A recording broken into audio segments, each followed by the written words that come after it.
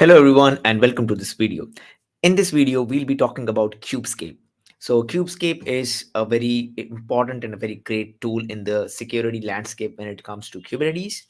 I created a video when it was launched about 5-6 months ago, and I was the first one to create the video on this. And since then, it has grown a lot. So it makes sense to kind of revisit Cubescape and see where it has gone in terms of maturity and what all things you can do with Cubescape. So this will be a Cubescape walkthrough video. And why Kubernetes security is important and the cloud native security. So I did a video on that in January. So make sure you check that out so that you know why security is actually important in the cloud native ecosystem. This video will just explore Cubescape.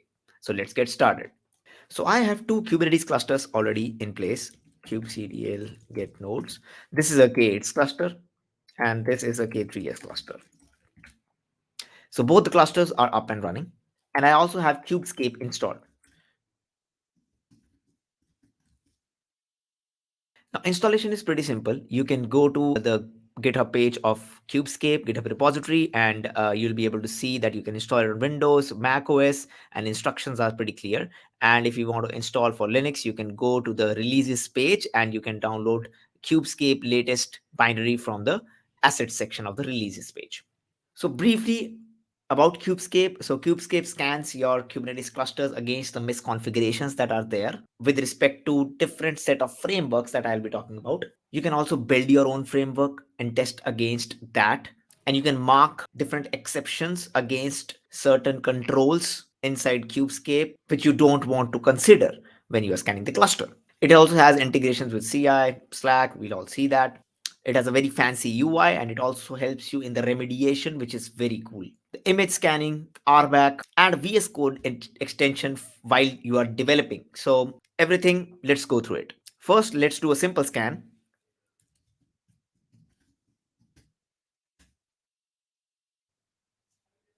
So it gives you a brief summary of what all things it has scanned and also a percentage how much your cluster is kind of vulnerable, like it is 23% vulnerable. And if you scroll up, you'll be able to see what all things got failed, in which namespace, which deployment, and how you can remediate that. Now it's a bit tricky when you're doing via the CLI because you have to go through each and every step. There is a very fancy UI that we can connect this particular cluster to and send the results over there and visualize in a very better way. In order to do that, you need to have an account on portal.armo.cloud, which I already have. So this is my account and these are some of my previous clusters. Now I'll click on add cluster and you can either run this Helm deployment within the cluster or you can directly upload to this particular account. So I'll do that. So let's copy, run the command. And now this will be submitting to the UI. And let's do the same for the K3s cluster as well. Now in this particular cluster, I have a couple of deployments. And in this particular cluster, I have Fission and Portainer, which is installed. So let's go back to the UI and check if the clusters have appeared over here. Yes, we have both the clusters, which is Cubescape K3s and this is Cubescape, the K8s one.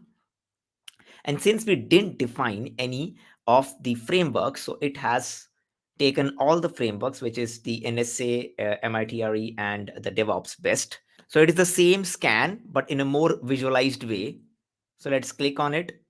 So these are the scanning results that you see in the UI against all the frameworks. Now you can deselect the framework and you can go only via the particular framework. Like if you only want to see the DevOps best, the results with respect to that. So the results with respect to DevOps framework will be displayed over here. Now some of the controls are configurable, like this particular control. If you go to the open it, you can configure that and you can remove some of the capabilities. And if you click one of the failed scans, you will be able to see what were the failed resources and you can ignore them. So like I want to ignore this particular control for default namespace, I can do that. And very intelligently, Cubescape adds this particular icon. So this means Armo has recognized this as a common failure and can be excluded as an exception. So possibly they are telling you can remove this. So this should be fine. Now, whenever you do a next scan, or you do certain set of deployments and you do a scan again, so it will check against the previous scan and give you the score over here as well. Now, the most interesting feature that comes here is about the remediation, especially. It tells you where exactly you need to fix in order to make this particular control pass. So let's see one of the failed scenario for the deployment hello service. And it will open up a YAML file and it will tell this is the stuff that you need to add. So we need to set file system read only. I mean, that is good because whenever you are getting a lot of errors, you actually want to see how you can fix them and you actually want to see where exactly in the file you need to fix them. So that I think is a very cool feature and you can download the YAML as well. Now let's go back and see some of the other things. So you can filter by different set of frameworks. You can see each control what they mean. You can read their descriptions. You can skip. You can create your own frameworks as well. So if you go to settings, in the poster, you can go to frameworks and you can add a new framework. You can create a different framework like demo, because there can be scenarios where your developers are working and then for different set of environments like development, staging, production, you have different set of rules, different set of flexibilities that you are trying to provide. So that is where this will come very handy and you can test against this particular framework only when you are developing or when you are in staging, when you're deploying in production. So you can do the scans accordingly. So let's add a couple of controls and apply them. So we can see that the demo is already there. You can scan the cluster against the custom created framework. And you can say that the resource summary is pretty small and you can actually fix the required set of scans or required set of controls against which you want to scan your cluster. You can see each control and you can also manage some of the controls where you can edit their capabilities. Cubescape has a lot of integrations, like it has Slack integration. You can have insert the Slack token and notify the severity in particular channel. You can also schedule a cluster scan. Now, another interesting thing is the image scanning. So the images that you are using in the cluster, the images for deployments and stuff like that, so are they correct images? So do they have any vulnerabilities? That is also very important. And Cubescape helps you in that as well. Let's quickly install that inside the cluster. So it is deployed. If we go back and refresh, so the image scanning is complete from the cluster, and it gives you the complete list of all the vulnerabilities that are there, all the images which are having some sort of vulnerabilities in it.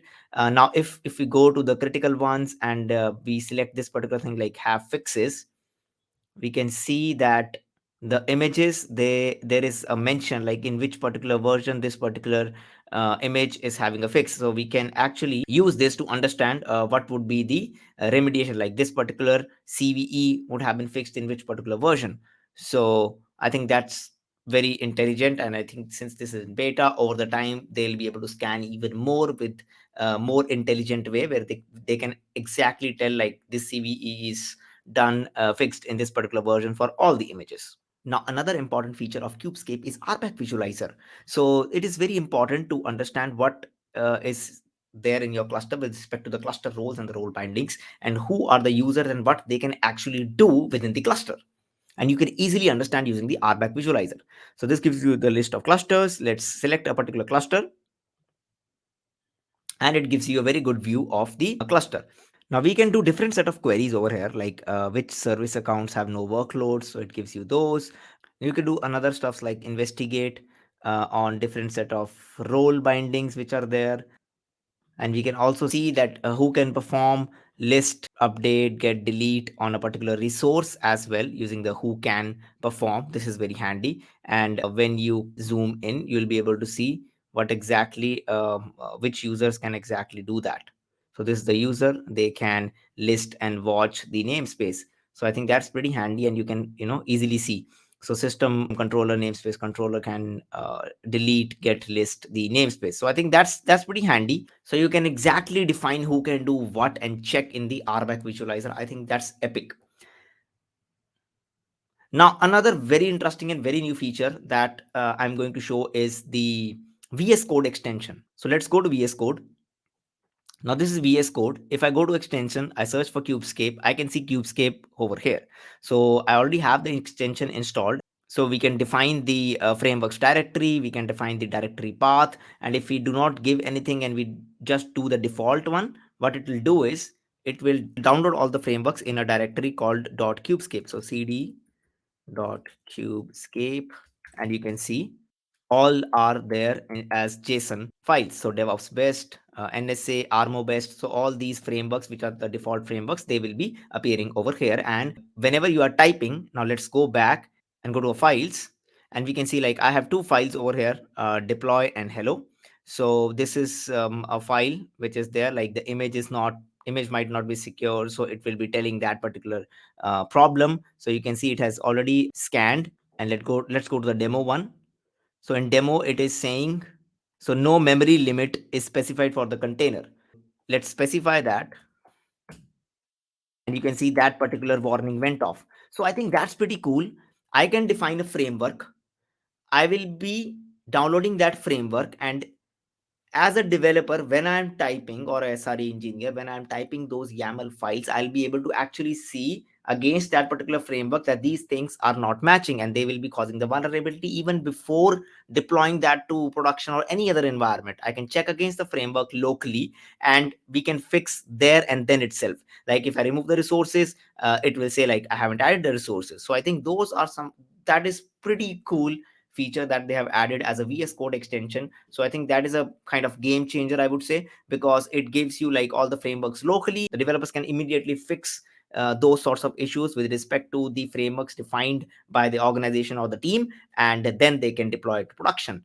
So I think Cubescape gives you the complete power of securing Kubernetes, and obviously they are growing, amazingly. They have over 5,000 stars, GitHub stars within like very few time, and they are also like a org member for my YouTube channel. So they are doing a lot for the community as well, which is great. They take the inputs from the community very well. Like I am regularly in touch with all the people at Cubescape, and I kind of review the product with them. The vision is pretty neat, and the product is growing. So I think that's in the right direction, and you should definitely try and use Cubescape. This is open source, so make sure you try that. That's pretty much it about Cubescape. So if you happen to try it, do tag Armosec and myself on Twitter, and tell us what all frameworks, what all different set of frameworks you created. So thank you so much for watching this video. If you like the video, please care to like and share it with your friends so that other people can also know about this amazing tool. Again, thank you for watching. Subscribe to the channel, that keeps me going, and share it with your friends. Thank you. See you in the next one.